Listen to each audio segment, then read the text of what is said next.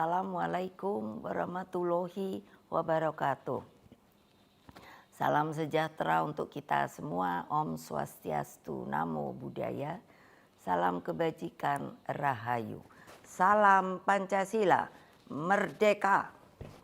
Saudara-saudara sekalian, seluruh rakyat Indonesia yang saya cintai dan banggakan dimanapun kalian berada.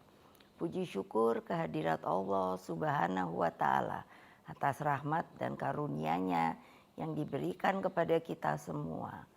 Pada momentum yang sangat baik ini, setelah mendengarkan dengan seksama terhadap apa yang terjadi dalam kehidupan politik kita masa sekarang dan mempertimbangkan segala sesuatunya dengan hati nurani yang jernih, sebagai kontemplasi, maka saya memutuskan sudah tiba saatnya untuk berbicara. Berbicara dengan nurani, berbicara dengan tuntunan akal sehat, dan berbicara dengan kebenaran yang hakiki. Dengan melihat persoalan yang kita hadapi akhir-akhir ini, maka izinkan saya berbicara di sini sebagai anak bangsa yang ikut berjuang bagi tegaknya demokrasi Indonesia, juga berbicara sebagai Presiden kelima Republik Indonesia dan sebagai Ketua Umum Partai Demokrasi Indonesia Perjuangan. Saudara-saudara sekalian, keputusan Majelis Kehormatan Mahkamah Konstitusi telah memberikan cahaya terang di tengah kegelapan demokrasi. Keputusan MK tersebut menjadi bukti bahwa kekuatan moral, politik kebenaran, dan politik akal sehat tetap berdiri kokoh meski menghadapi rekayasa hukum konstitusi. Kita semua tentunya sangat-sangat prihatin dan menyayangkan mengapa hal tersebut sampai terjadi. Berulang kali saya mengatakan bahwa konstitusi itu adalah pranata kehidupan berbangsa dan bernegara yang harus diikuti dengan selurus-lurusnya. Konstitusi tidak hanya ditaati sebagai sebuah hukum dasar tertulis, namun konstitusi itu harus memiliki roh yang mewakili kehendak, tekad, dan cita-cita tentang bagaimana bangunan tata pemerintahan negara disusun dan dikelola dengan sebaik-baiknya, seperti yang dicita-citakan oleh para pendiri bangsa.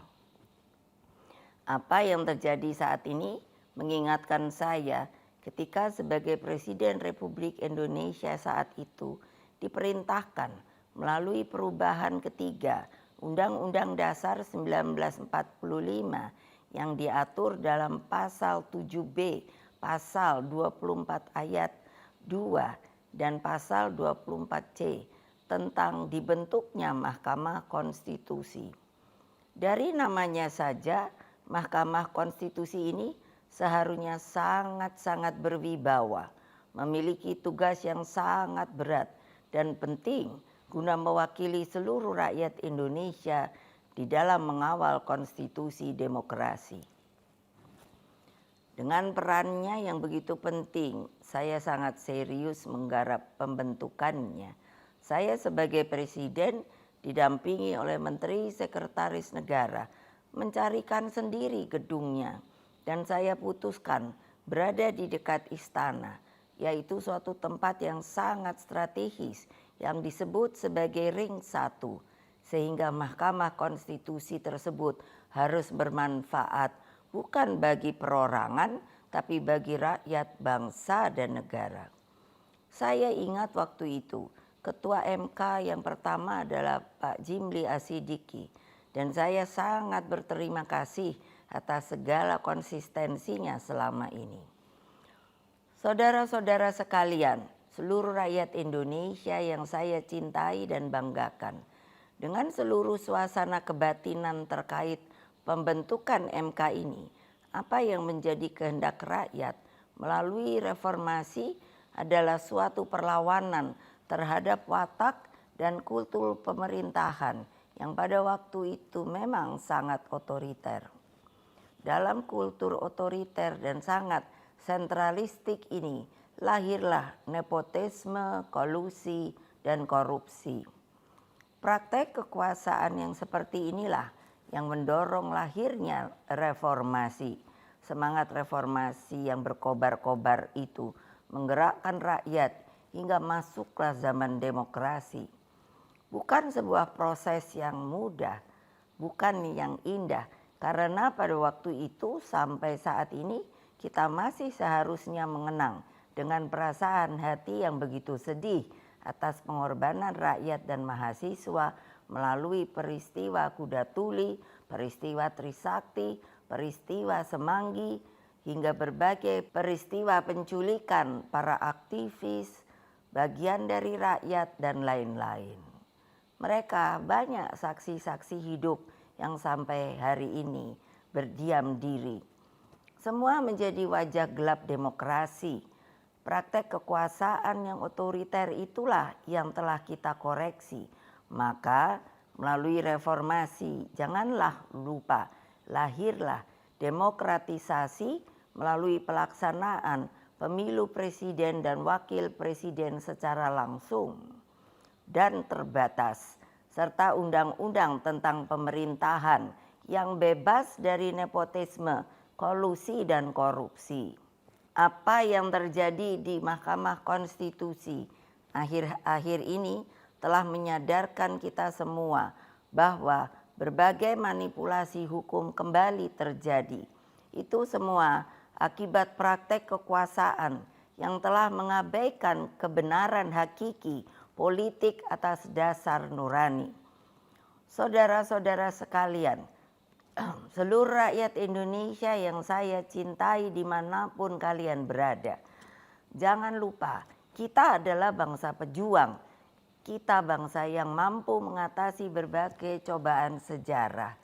Karena itulah dalam situasi seperti ini, mari kita kawal pemilu 2024 dengan nurani dan sepenuh hati.